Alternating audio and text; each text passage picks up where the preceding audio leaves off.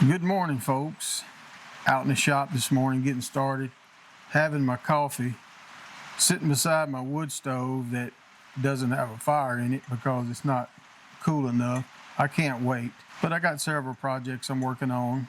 I'm going to be putting handles on some Skinner Hunter knives. You've seen those in a recent video that I did the hollow grinds on, more like a tutorial. And I've got some Damascus knives to make out of a feather billet that I did in a previous video. Just sitting here having my coffee, and I thought about something I would chat about. Maybe we can call it the Woodstove Chat instead of the water cooler chat. And I know a lot of you probably not interested in stuff like this. I'll intercut in between some of the stuff I'm working on and me jabbing right here at you. But I've been seeing a few questions on social media about it's new makers, interested in getting started, and what they need to do, what they need to get started. And obviously you need an interest in it, which they have. I don't know what inspired them. What I highly suggest is before you go out and buy any tools, is you go take some classes. Try to find a local bladesmith in your area, a knife maker, and take some classes. See if it's something you really want to get into. Make a knife with them.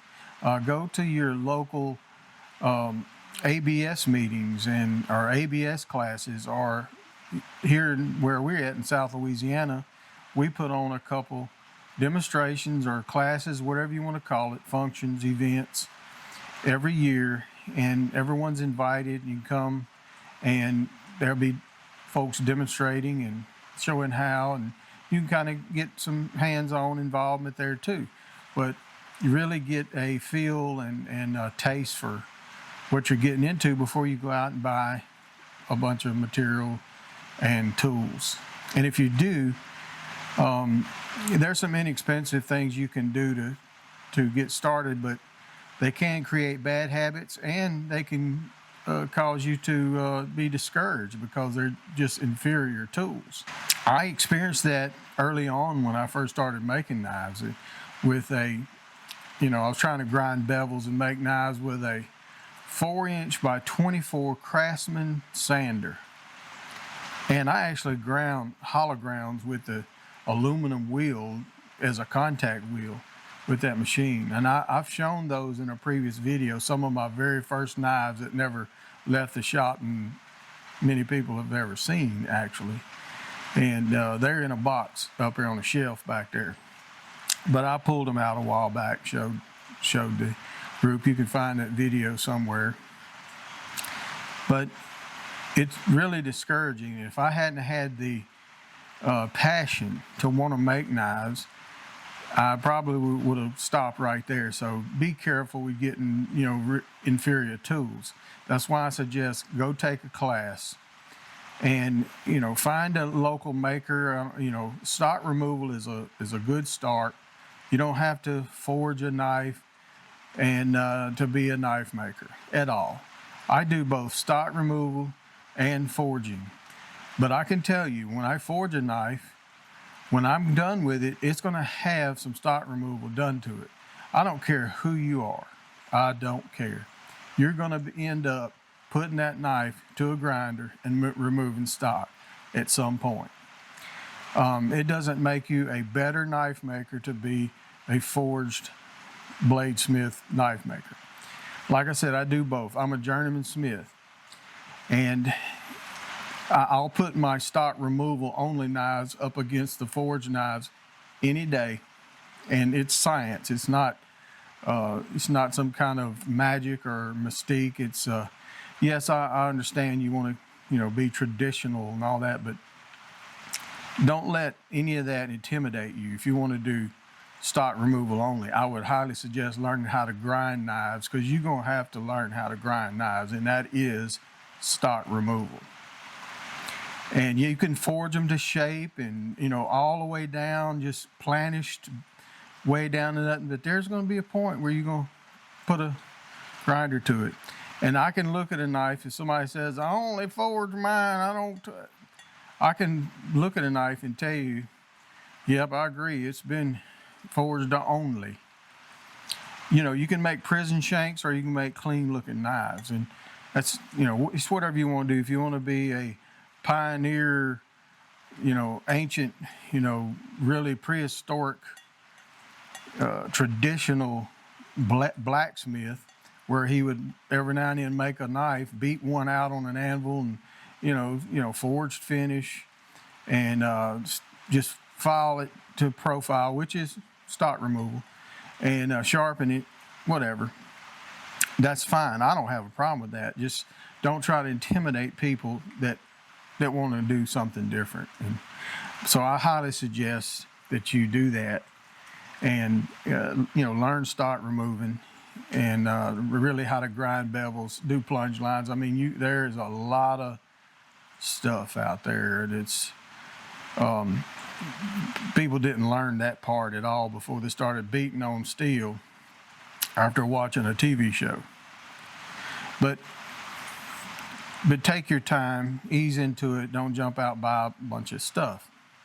It's pretty easy. You can go on the Abana website. It's more blacksmithing. See, I separate blacksmithing from bladesmithing. I'm a bladesmith, not a blacksmith. I can make keychains and stake turners and stuff like that, and I have and do, but I'm primarily a bladesmith. And so if you join a blacksmith community, you can expect more blacksmithing stuff, which is awesome, and less bladesmithing. So, as far as groups online and things like that, join bladesmithing groups. There's a blacksmithing group that I'm a part of, and there'll be hundreds and hundreds of people coming on asking knife-making questions, and it really aggravates the blacksmiths. You can tell, because they'll troll them and ridicule them, and then make all kind of crazy posts about it, because they're blacksmiths and they don't like knife making, and they get sick of hearing and reading questions about knife making. So find a bladesmithing group, connect with bladesmiths, knife makers, what have you, stock removal guys.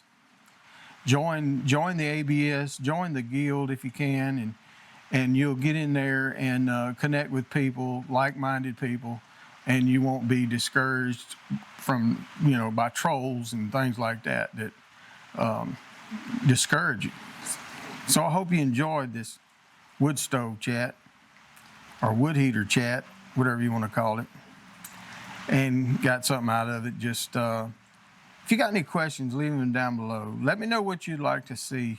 I do struggle sometimes with content, what to come up with, and a lot of things already done so many times, and I don't do a lot of mystery forging, forging, hooks and paper clip canisters and things like that. I just don't do it because I work out of my shop. This is my day job. So when I go off script, out of what I'm supposed to be working on, it takes up time, or takes time away from me making my knives that I sell every day.